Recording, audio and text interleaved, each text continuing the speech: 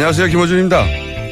지난 10일 미국의 트럼프 대통령은 시진핑 중국 주석과의 정상회담 당시 시진핑이 한국은 사실상 중국의 일부라고 했다고 한 언론 인터뷰에서 밝혔습니다. 트럼프에 따르면 시진핑이 한중 역사를 이야기하며 한국이 중국의 일부이고 그래서 북한 문제를 해결하는 것이 쉽지 않다는 걸 깨달았다는 겁니다. 과연 시진핑 주석이 실제 그런 말을 했는지 아니면 트럼프 대통령이 자기식으로 해석을 한 건지 알 수가 없습니다. 그러나 어떤 경우든 한반도의 전쟁 발생 시 피난민을 가려서 받겠다는 일본 아베 총리를 포함해서 주변 강대국들의 현재 우리나라에 대한 인식은 한마디로 개무시입니다. 그래서 저는 이런 뉴스를 볼 때마다 그런 생각을 합니다. 어서 투표하고 싶다. 이런 주변국의 어처구니 없는 인식에 제대로 대응할 정부의 탄생을 학수고대합니다. 김원준 생각이었습니다.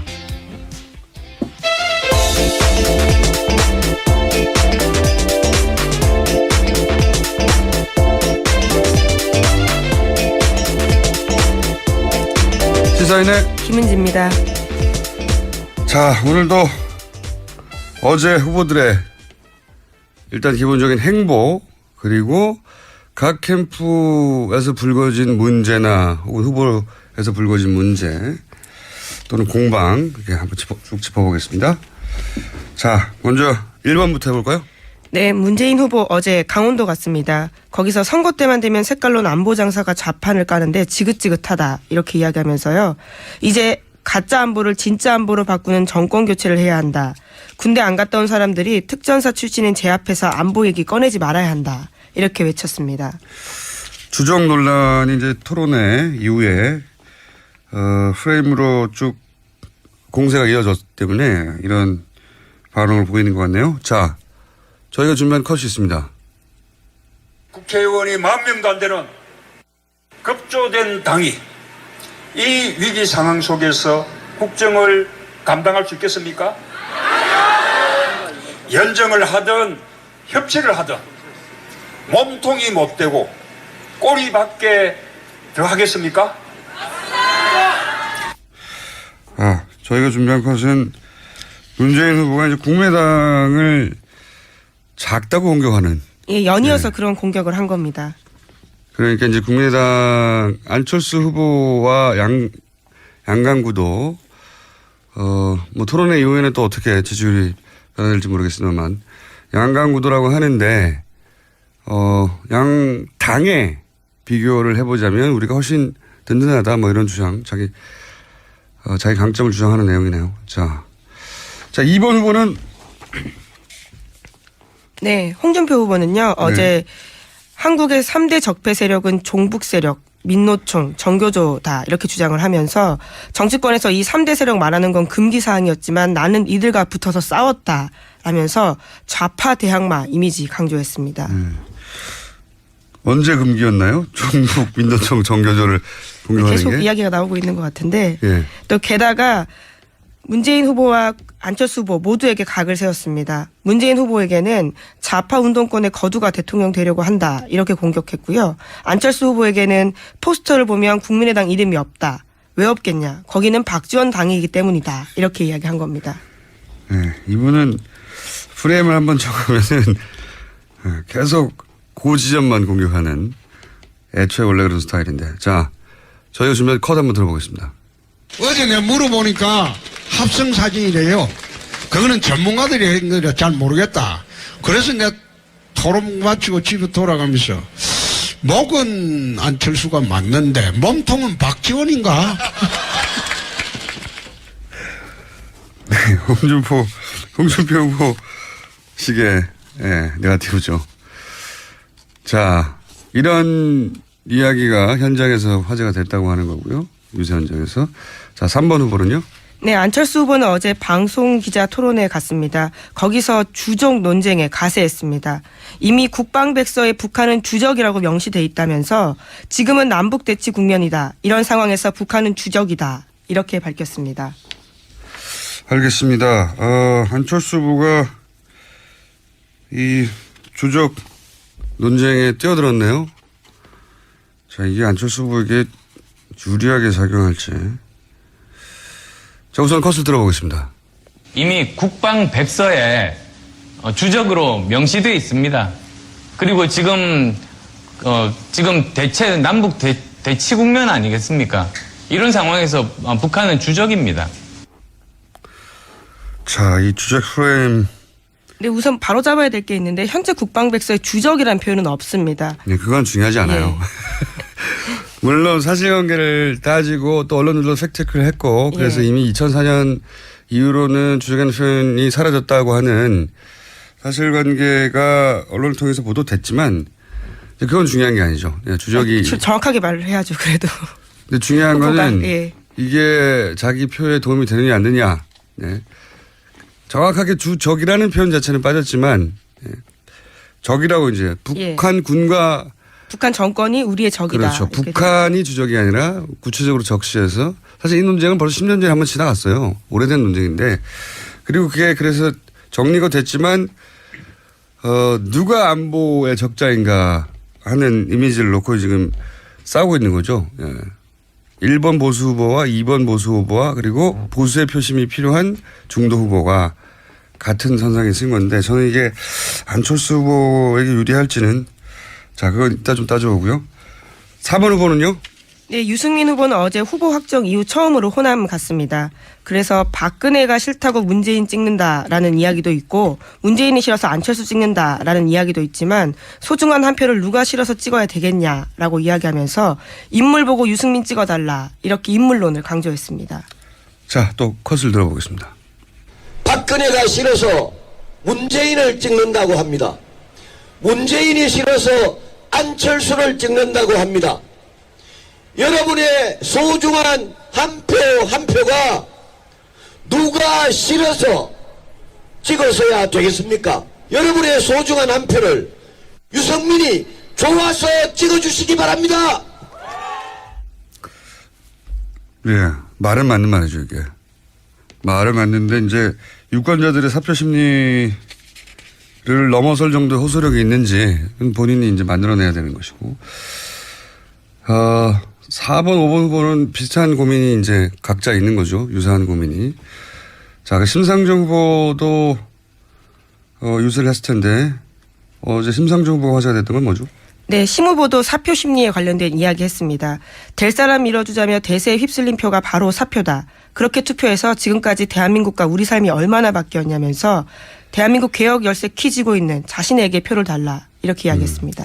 유승민 후보하고 심상정 후보가 사실 본질적으로 보수 진보 양 유권자 진영으로부터 저 후보가 괜찮은데 저 후보에게 주는 표는 사표가 아닐까 하는 그런 사표 심리에 의해서 이제 피해를 받고 있는 두 후보가 맞죠. 자, 컷을 들어보겠습니다.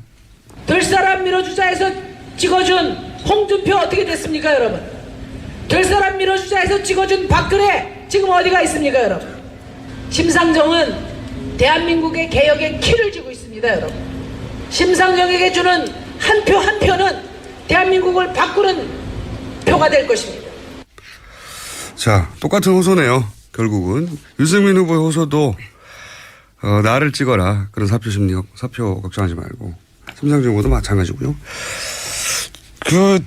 어제 있었던 각 당이 이제 포인트를 둔 각 후보가 포인트 둔 유세 코멘트를 듣다가 국민의당에서 들고 나오는 이제 주적, 여기는 이제 안철수 후보뿐만 아니라 박지원 대표도 같이 가세를 했거든요. 네, 국민의당이 그렇죠. 전당적으로 그 프레임에 같이 뛰어들었다는 얘기인데 기존 국민의당에서는 이제 결코 쓰지 않았을 카드거든요. 논평을 좀 해보자면. 햇볕 정책은 김대중 정부가 가장 자랑스럽게 생각하는 유산이고 상징 같은 건데 김대중 정책을 개선한다는 당이 이제 주적 개념으로 문재인 후보를 공격한다는 건 호남 지지를 불안정하게 만드는 리스크를 감수하면서까지도 보수를 향한 승부수를 던질 상황이 됐다 이런 판단이 있는 건데 굉장히 위험한 승부수라고 저는 보입니다. 네, 박지원 대표 평상시 햇볕 정책 엄청 자랑합니다. 기자들한테도요. 자신의 방도 615호고 6.15를 늘 기념한다라고 이야기하는데 이렇게 주적 논란에 뛰어든 거죠. 이게 유리하면 뛰어들 수 있어요. 제가 이제 위험하다고 판단하는 것은 주적 프레임으로 문재인 후보를 공격해서 얻는 효과가 있을 수 있는데 그 이득이 안철수 후보에게 오느냐 이거죠. 주적 논란이 불거져서 가장 큰 이득을 누군가가 챙겨간다면 그건 홍준표 후보가 아니겠는가 싶거든요. 안철수 후보에게 올 성격의 유권자표가 아닌 것 같은데 자 그래서 이제 주적으로 전선이 한번 섰습니다. 예. 토론회 이후 어제의 상황은 주적으로 전선이 한번 섰고 그 전선에 국민의당도 합류했다. 그리고 각 캠프에서 불거진 혹은 후보로부터 불거진 구설수나 해프닝 한번 짚어보겠습니다. 1번은요?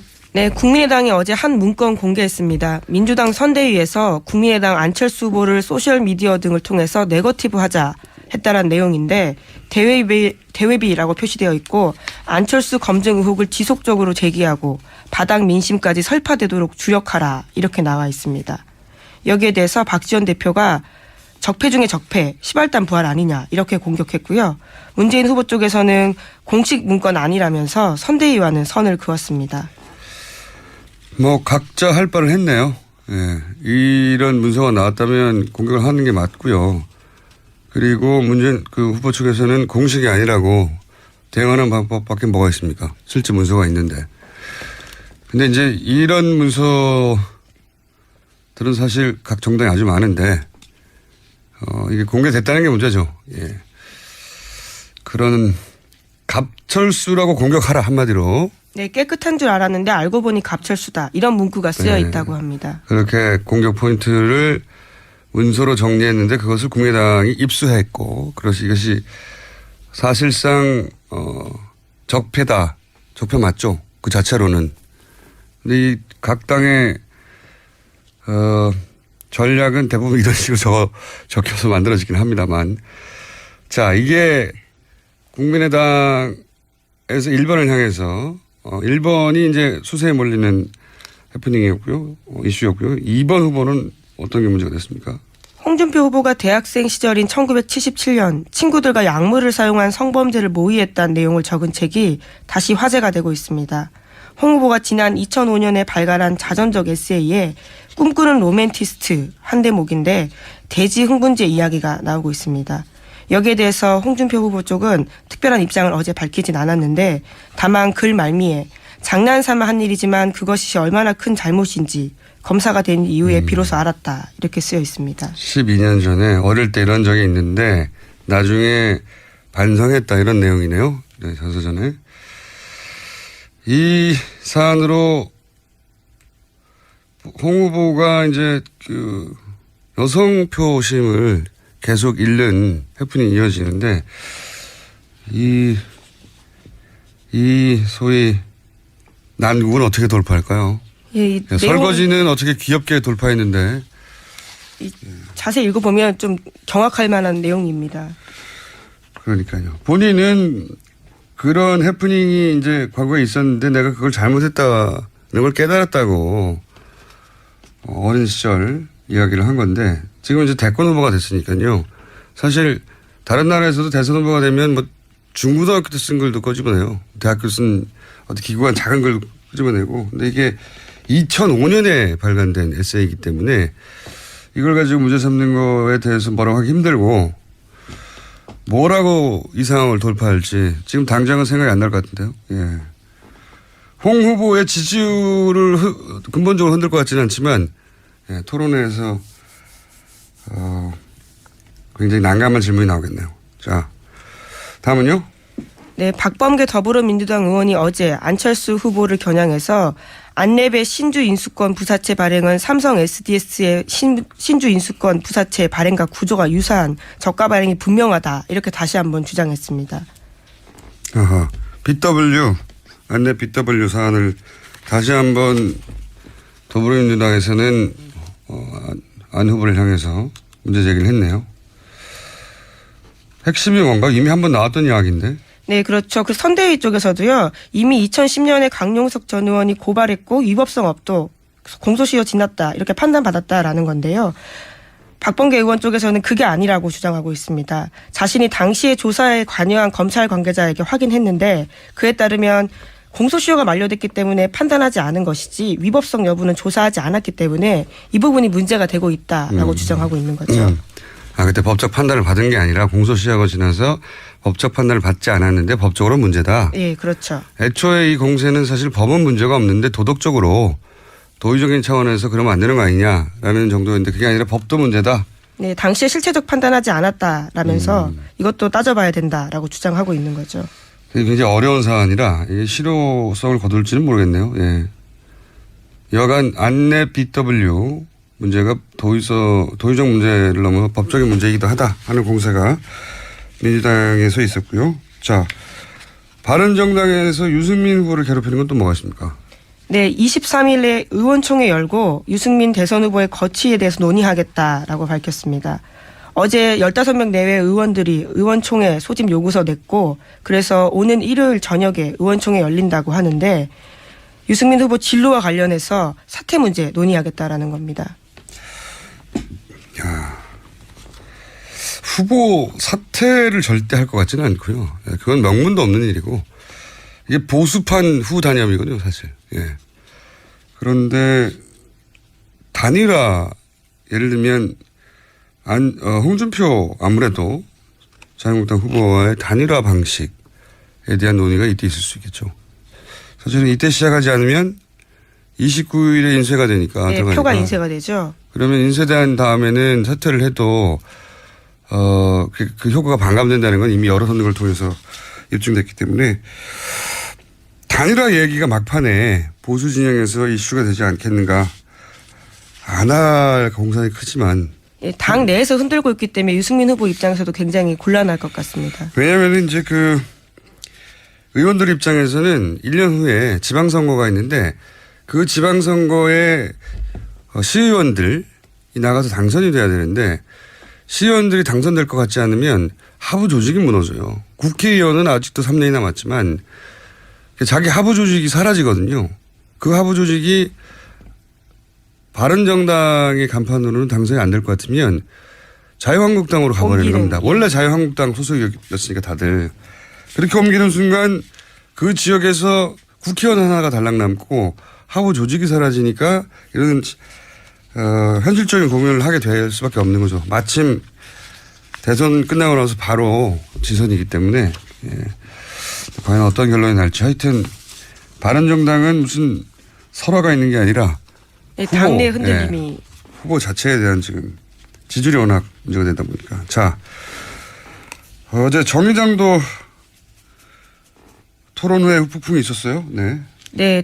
저기당사의 욕설 섞인 항의 전화가 거의 1000통 가까이 왔다고 합니다. 토론 도중에 심상정 후보가 문재인 후보를 향해서 집요한 다양한 비판을 했기 때문에 여기에 대한 비난성 항의글이 폭주했다라고 합니다. 사실 어제 저희 토론 끝난 직후 아침에도 잠깐 다뤘었죠. 이렇게 될 줄은 몰랐지만, 예. 그게 이제 심 후보와 문 후보의 표가 겹치는데, 예. 뭐 그런 얘기 하면서 제가 정리를 했는데 사실 그 토론의 얘기를 잠깐 또 한번 추가적으로 해보자면 지지층 분석이 제대로 안 된 것 같다는 제가 얘기를 드렸잖아요. 유승민 후보가 보수 적자 이미지를 위해서 홍준표 후보를 자주 공격하죠. 예. 당신은 진짜 보수가 아니다. 내가 진짜 보수다라고. 근데 여론조사 지지층을 세밀하게 분석해보면 저도 해보는 걸 캠프가 안 해봤을 리가 없는데 홍준표 후보에게서 실망한 표가 유승민 후보에게로 가지 않아요. 거의. 표를 분석해보면. 그럴 것 같은데 실제로 지지층 분석을 해보면. 그러니까 유승민 후보의 포지션은 본인을 어떻게 생각하는 것과 무관하게 지지층 차원에서는 홍준표 후보가 그다지 겹치지 않거든요. 그러니까 홍준표 후보를 공략해서 얻을 이득이 그렇게 크지 않다. 같은 방식으로 분석해보면 홍준표 후보는 문재인 후보로부터 가져갈 표가 거의 없어요. 표가 겹치는 게 거의 없습니다. 그렇지만 홍준표 후보는 보수 후보로서 강인함을 증명할 필요가 있으니 공격할 수 있죠. 표를 얻기 위해서가 아니라. 반대로 문 후보도 홍 후보로부터 가져갈 표가 거의 없는데 하지만 그런 이유로 마찬가지로 제대로 된 보수가 저쪽이 아니니까 이번엔 정권 교체가 돼야 된다를 어필하기 위해서 이제 공격할 수 있는데 여기서 이제 애매모호한 것이 이제 안 후보. 안 후보는 문 후보와 홍준표 후보 양쪽으로부터 표를 뺏어야 돼요. 근데 실제 토론회에서는 홍준표 후보하고 세우는 대립각이 약합니다. 심 후보가 또 그런 딜레마가 있죠. 예. 표심이 겹치는데 정권 교체가 시급해서 이제 문재인 후보한테 가 있지만 심상정 후보에 대해서 부채의식이 있는 그런 진보 성향의 표심을 공략하는 게 뭐가 올바른 전략이냐. 그런 관점에서 보자면 정권 교체는 이미 됐다. 사실 심상정 후보가 계속 그 얘기를 하는 이유도 그거죠. 정권 교체는 됐으니까 불안해하지 말고 이제 나에게 표를 달라. 그건데 이게 역설적으로 문재인 후보를 공략함으로 해서 거꾸로 본인이 정권 교체를 안심하지 못하게 만드는 불안하게 만드는 역할을 하고 있다. 그러니까 본인의 캐치프레이즈와 본인의 그 토론의 전략이 사맞지 아니한 상태예요 지금. 뭐 그럼에도 불구하고 욕설 섞인 전화나 문자 이런 것들을 문재인 후보도 지적했지만 폭력이 될 수 있기 때문에 지양하는 게 맞긴 맞습니다. 근데 유권자를 말릴 수는 없는 거예요. 유권자를 일부러 누군가가 추동한 게 아니기 때문에 전략적인 실수가 있었다가 판단 미스가 있었다고 이제 생각이 드는 거죠. 그러니까 지지층이 환호하게 만들어야 되는데 이런 거죠. 홍준표, 유승민, 안철수까지 문재인을 공격하는데 심상정은 너무하죠. 이런 정사적 반응이거든요. 여기에 대해서 정의당 쪽에서는 심상정은 문재인 당선을 돕기 위해서 나온 게 아니다. 당연하죠. 1위 후보는 당연히 엄정하게 검증돼야 한다라고 이제 논리적인 대응을 한 거예요. 정서적 반응인데 논리적인 대응을 서로 다른 언어를 구사했어요. 이번에도 사맞디 아니하죠. 뭐 근데 정의당 입장에서는 또 정서적으로 어떻게 대응하기가 쉽지 않은 상황일 것 같고요. 이거는 결국 네. 다음 토론에서 심상정 후보가 문 후보를 제외한 그렇다고 이제 와서 문 후보를 물렁물렁하게 상대하는 것도 말이 안 되잖아요. 그리고 1위 후보에 대한 비판은 사실 뭐 모든 후보들이 하는 게 맞습니다. 당연한데 다른 보수 후보를 어떻게 상대하느냐를 통해서 해결할 문제라고 봅니다. 예, 심상정 후보가 그렇다고 문재인 후보만 봐준답니까? 그건 또 말이 안 되잖아요. 근데 이건 이제 심상정 후보가 풀어야 될 어려울 방정식이죠. 예, 어려운 방정식인데 어쨌든 정서적 반응에 대해서 논리적으로 대응했는데 다른 언어를 구사했기 때문에 해결이 안 되는 사맞지 아니하는 상황이 다음 토론회까지는 이어질 것 같다. 네, 다음 토론회는 23일에 있습니다. 여기까지 하겠습니다. 시사인의 김은지였습니다. 감사합니다. 안녕하세요. 김호준입니다. 지난 10일 미국의 트럼프 대통령은 시진핑 중국 주석과의 정상회담 당시 시진핑이 한국은 사실상 중국의 일부라고 했다고 한 언론 인터뷰에서 밝혔습니다. 트럼프에 따르면 시진핑이 한중 역사를 이야기하며 한국이 중국의 일부이고 그래서 북한 문제를 해결하는 것이 쉽지 않다는 걸 깨달았다는 겁니다. 과연 시진핑 주석이 실제 그런 말을 했는지 아니면 트럼프 대통령이 자기식으로 해석을 한 건지 알 수가 없습니다.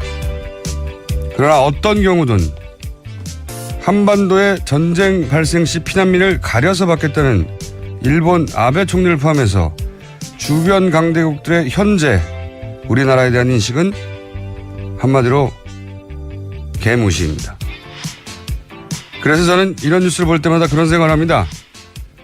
어서 투표하고 싶다. 이런 주변국의 어처구니 없는 인식에 제대로 대응할 정부의 탄생을 학수고대합니다. 김원준 생각이었습니다.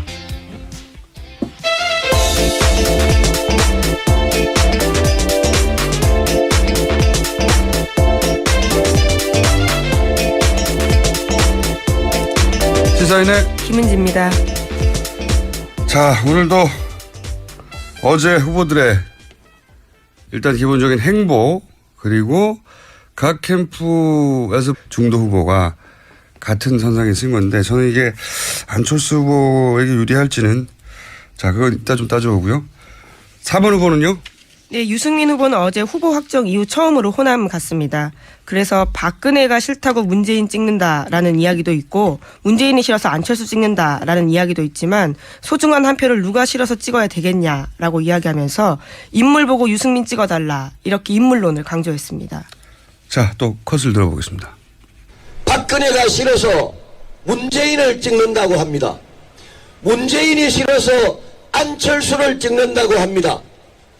여러분의 소중한 한 표 한 표가 누가 싫어서 찍어서야 되겠습니까? 여러분의 소중한 한 표를 유승민이 좋아서 찍어주시기 바랍니다. 예, 말은 맞는 말이죠, 이게. 말은 맞는데, 이제, 유권자들의 사표 심리를 넘어설 정도의 호소력이 있는지, 본인이 이제 만들어내야 되는 것이고, 4번, 5번 후보는 비슷한 고민이 이제 각자 있는 거죠. 유사한 고민이. 자, 그 심상정 후보도, 유세를 했을 텐데, 어제 심상정 후보가 화제가 됐던 건 뭐죠? 네, 심 후보도 사표 심리에 관련된 이야기 했습니다. 될 사람 밀어주자며 대세에 휩쓸린 표가 바로 사표다. 그렇게 투표해서 지금까지 대한민국과 우리 삶이 얼마나 바뀌었냐면서 대한민국 개혁 열쇠 키 쥐고 있는 자신에게 표를 달라. 이렇게 이야기했습니다. 그래서 지금은 남북 대치 국면이다. 이런 상황에서 북한은 주적이다. 이렇게 밝혔습니다. 알겠습니다. 안철수 후보가 이 주적 논쟁에 뛰어들었네요. 자, 이게 안철수 후보에게 유리하게 작용할지. 자, 우선 컷을 들어보겠습니다. 이미 국방 백서에 주적으로 명시되어 있습니다. 그리고 지금 남북 대치 국면 아니겠습니까? 이런 상황에서 북한은 주적입니다. 자, 이 주적 프레임. 네, 우선 바로 잡아야 될 게 있는데 현재 국방백서에 주적이라는 표현은 없습니다. 네, 그건 중요하지 않아요. 예. 물론 사실관계를 따지고 또 언론들도 팩트체크를 했고 그래서 예. 이미 2004년 이후로는 주적이라는 표현이 사라졌다고 하는 사실관계가 언론을 통해서 보도됐지만 그건 중요한 게 아니죠. 예, 주적이. 정확하게 말을 해야죠, 그래도. 근데 중요한 거는 예. 이게 자기 표에 도움이 되느냐 안 되느냐. 네. 정확하게 주적이라는 표현 자체는 빠졌지만 적이라고 이제 북한 군과 북한 정권이 우리의 적이다. 그렇죠. 북한이 주적이 아니라 구체적으로 적시해서 사실 이 논쟁은 벌써 10년 전에 한번 지나갔어요. 오래된 논쟁인데 그리고 그게 그래서 정리가 됐지만 누가 안보의 적자인가 하는 이미지를 놓고 지금 싸우고 있는 거죠. 예. 1번 보수 후보와 2번 보수 후보와 그리고 보수의 표심이 필요한 불거진 문제나 혹은 후보에서 불거진 문제 또는 공방 이렇게 한번 쭉 짚어보겠습니다. 자, 먼저 1번부터 해볼까요? 네, 문재인 후보 어제 강원도 갔습니다. 거기서 선거 때만 되면 색깔론 안보 장사가 좌판을 까는데 지긋지긋하다 이렇게 이야기하면서요. 이제 가짜 안보를 진짜 안보로 바꾸는 정권 교체를 해야 한다. 군대 안 갔다 온 사람들이 특전사 출신인 제 앞에서 안보 얘기 꺼내지 말아야 한다. 이렇게 외쳤습니다. 주적 논란이 이제 토론회 이후에 프레임으로 쭉 공세가 이어졌기 때문에 이런 반응을 보이는 것 같네요. 자, 저희가 준비한 컷이 있습니다. 국회의원이 10,000명도 안 되는 급조된 당이 이 위기 상황 속에서 국정을 감당할 수 있겠습니까? 연정을 하든 협치를 하든 몸통이 못 되고 꼬리밖에 더 하겠습니까? 저희가 준비한 컷은 문재인 후보가 이제 국민의당을 작다고 공격하는. 예, 연이어서 그런 공격을 한 겁니다. 그러니까 이제 국민의당 안철수 후보와 양강구도 뭐 토론회 이후에는 또 어떻게 지지율이 변화될지 모르겠습니다만 양강구도라고 하는데 양 당에 비교를 해보자면 우리가 훨씬 든든하다 뭐 이런 주장 자기 강점을 주장하는 내용이네요. 자 2번 후보는 네, 홍준표 후보는요 어제 한국의 3대 적폐 세력은 종북 세력, 민노총, 정교조다 이렇게 주장을 하면서 정치권에서 이 3대 세력 말하는 건 금기 사항이었지만 나는 이들과 붙어서 싸웠다 라면서 좌파 대항마 이미지 강조했습니다.